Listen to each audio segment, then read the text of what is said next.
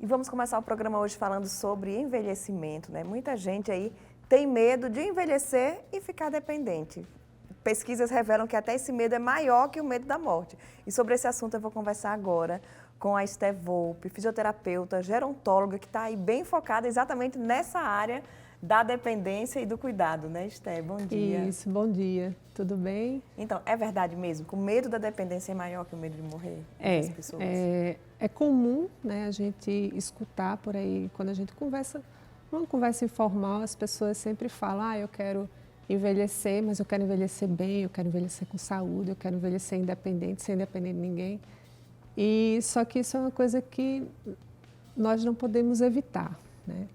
Nós temos algumas trajetórias de morte conhecidas e dentro das estatísticas nós percebemos, os últimos estudos mostram que apenas 10% dessas pessoas morrem sem necessariamente dar trabalho a alguém, né? Sem depender de alguém. Mas na terceira idade lá, já avançado aí, depois dos 80, dos 90, é porque morrem cedo.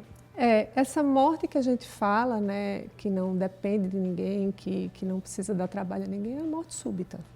Então, você pode ter um aneurisma, você pode ter um infarto, você pode morrer de um tiro, que é uma morte súbita também, mas esse conjunto de fatores corresponde a 10% das pessoas. O resto, inevitavelmente, em algum momento da vida, vai ter que depender das pessoas para fazer as atividades que precisam fazer no seu dia a dia. Até porque os anos passam e o corpo envelhece mesmo, né? Por mais que você tenha todos esses cuidados que a gente sempre divulga aqui no programa, questão da alimentação saudável, da atividade física, isso é importante para que você envelheça bem, mas vai chegar uma hora que o corpo realmente envelhece e não dá para se manter sozinho, sem esse cuidado especial. Isso é inevitável e isso é o que faz as pessoas ficarem apavoradas, né, com a questão do envelhecimento, porque a gente não se prepara para dar trabalho às pessoas, né? A gente se prepara para evitar que isso aconteça com a gente. Então, a gente lê alguma coisa, vê alguma coisa em relação a um envelhecimento bem-sucedido, né, que antes a gente chamava de envelhecimento saudável, esse termo agora a gente já substituiu por envelhecimento bem-sucedido, porque envolve outras coisas além da saúde. Mas esse cuidado que a gente tem é um cuidado que vai fazer com que protele, com que demore mais esse momento que a gente vai precisar de outra pessoa. Né? Esté, quando a gente fala em dependência, é aquela dependência total, que você não consegue fazer nada e tem que ter um cuidador, tem que ter ali, ou não? Dependências assim, para dirigir, como é que você classifica essa dependência aí? Nós podemos ter uma dependência parcial, né?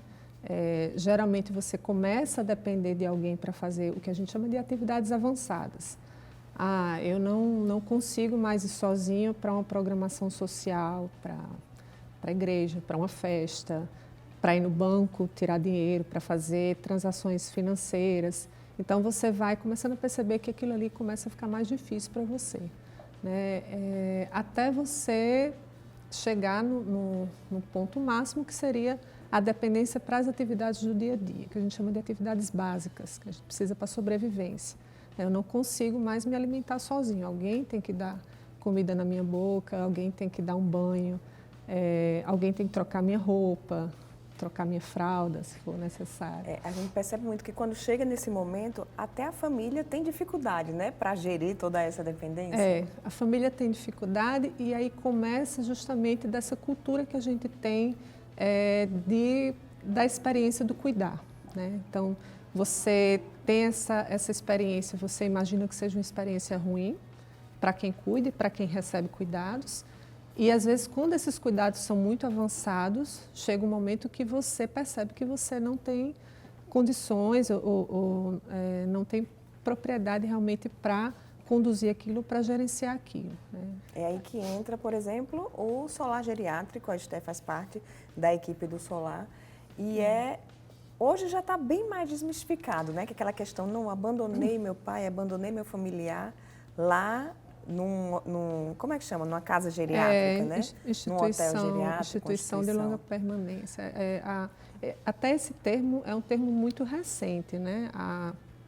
A história da instituição de longa permanência não é uma história muito feliz.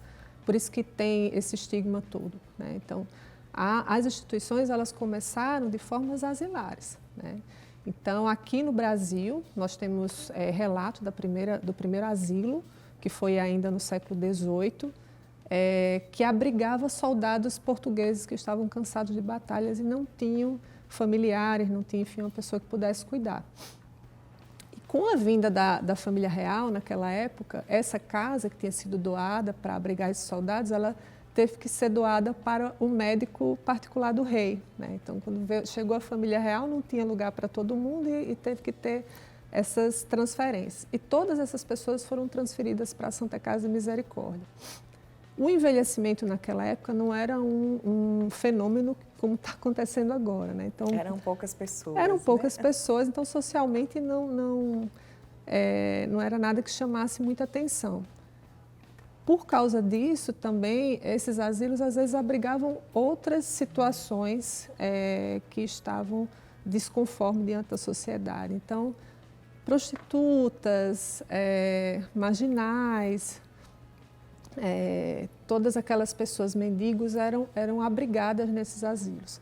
Então, não era um lugar específico para atender pessoas que estavam envelhecendo, né? E isso, com o tempo, foi mudando, porque até a nossa sociedade foi mudando, né? Antigamente, as pessoas, os casais, tinham muitos filhos. Inevitavelmente, algum daqueles filhos, geralmente uma filha, ficaria solteira e cuidaria deles, né? As mulheres não trabalhavam fora, então ficavam em casa cuidando dos seus pais.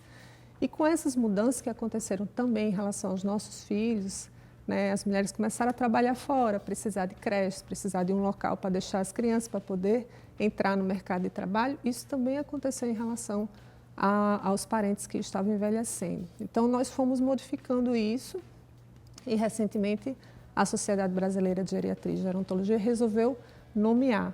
Então, para tirar esse estigma de asilo, foi instituído o nome de instituição de longa permanência, que é o que a gente chama. Então, muitas pessoas chamam de hotel geriátrico, de pousada, mas isso é um eufemismo para justamente para cobrir uma coisa que se tem muito preconceito em relação a isso. E ali, para o paciente, é só para o paciente que é muito dependente ou não?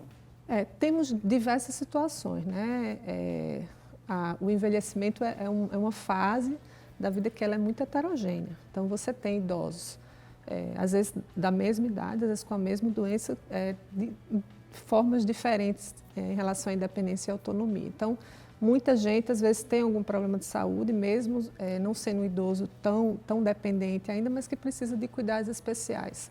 Outras pessoas não têm família, não querem viver numa situação de morar sozinho e procuram justamente para ter como se socializar ou para se sentir seguro. Eu estou num ambiente que, se acontecer qualquer coisa comigo, eu vou estar sendo monitorado por alguém, né? Isso dá uma certa segurança. E tem aqueles idosos realmente que precisam de cuidados mais avançados. Então, você tem que ter ambientes para todas essas pessoas e ambientes diferenciados, né? Por isso que tem que ter uma equipe que realmente tenha esses olhos voltados para essa população que é tão heterogênea. O que eu acho fantástico, já gravei matéria lá no Solar Geriátrico, é o contato de vocês com a família. Então, a família está lá dentro mesmo, né? Está participando, está acompanhando. E até vocês cobram isso. A gente cobra. Muitas vezes a família não visita tanto porque não foi preparada também para a situação, né? Então, a gente tem que ter um trabalho em relação à família. Eu já escutei muita gente falando assim, eu não quero visitar meu pai porque eu saio com o coração apertado porque ele não me reconhece, né? Então, a gente começa a trabalhar a forma correta de se visitar um idoso. Não é todo mundo, às vezes, que está preparado para vivenciar a situação. Aí, negligencia ou quer se afastar, né? Nós temos lá, o horário de visitação é aberto.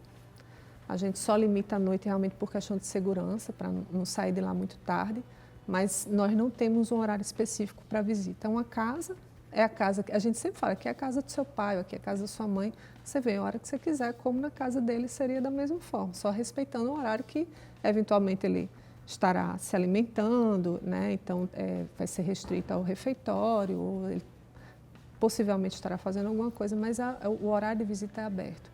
E a gente estimula essa visita, né?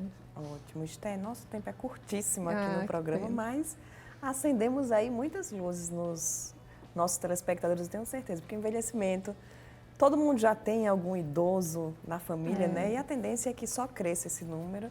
São quantos milhões de idosos aqui em 2020? Já é muita gente, esse né? As número vai, estatísticas assim. esse fenômeno é um fenômeno que realmente chama muita atenção, né? Por isso essa questão da previdência agora é tão forte, porque realmente a gente envelheceu antes da gente se preparar para isso. Foi diferente do que aconteceu com os países desenvolvidos, né? Eles se prepararam, depois eles envelheceram. A gente está fazendo o caminho contrário, mas agora a gente tem que correr contra o tempo e tentar tornar isso uma experiência boa para todo mundo. Será, certeza. Esté, muito obrigada. Obrigada a vocês. E a gente vai para um rápido intervalo, não sai daí, já já tem mais Viver Bem.